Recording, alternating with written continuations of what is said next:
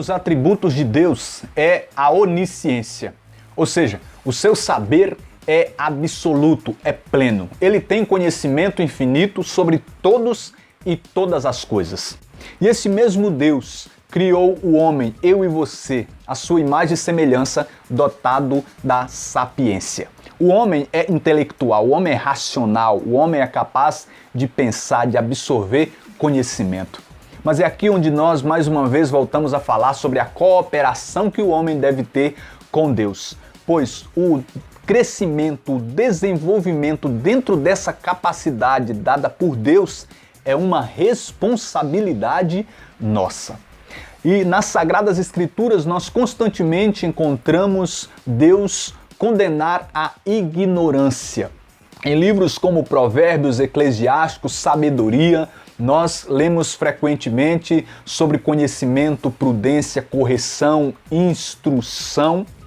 E nós vemos que sempre a palavra de Deus vai fazer um elogio aos que buscam isso, mas também uma crítica negativa aos opostos, àqueles que agem com insensatez, com loucura, com tolice. Em Oséias 4,6 tem a famosa passagem que diz: o meu povo se perde por falta de conhecimento. O primeiro e principal conhecimento é o conhecimento de Deus.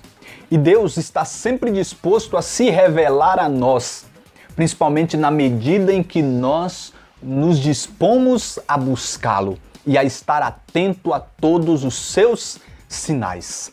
Nós podemos reconhecer que o Senhor se revela a nós através da sua palavra. Por isso que um santo chamado São Jerônimo diz que quem desconhece as Sagradas Escrituras desconhecem a Cristo. O Cristo que foi a revelação do Deus Pai, o Deus encarnado no meio de nós. E esse mesmo Cristo falou em João 5,39 que as Escrituras dão testemunho dele. Então, se nós conhecemos a palavra, nós conhecemos Deus e nós conhecemos a sua vontade para cada um de nós.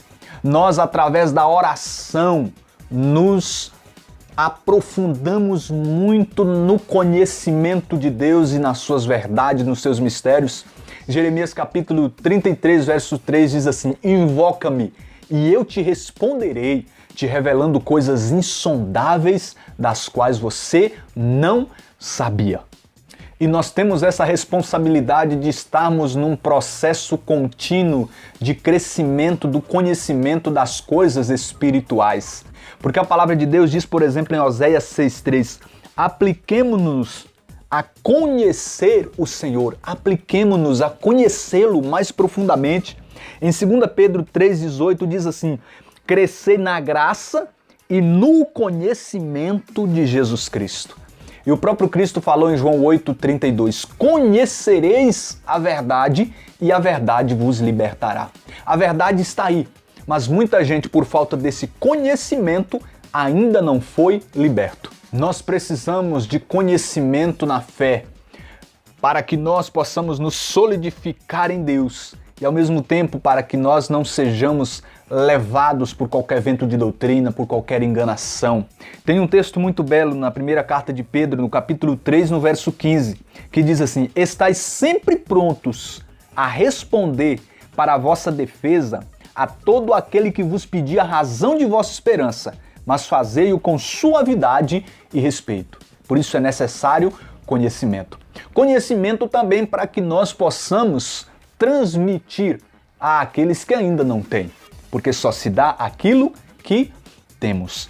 Por isso que a palavra de Deus, e eu gosto muito, diz em Esdras 7, versículo de número 10, que o mesmo Esdras se tinha aplicado de todo o coração a estudar a lei do Senhor, a praticá-la e a ensinar a Israel as leis e as prescrições. Mas antes de ensinar, ele procurou conhecimento, ele procurou estudar, praticar e só depois ele começou a ensinar. Em Eclesiástico 33,4 diz assim: prepara o teu discurso e serás ouvido.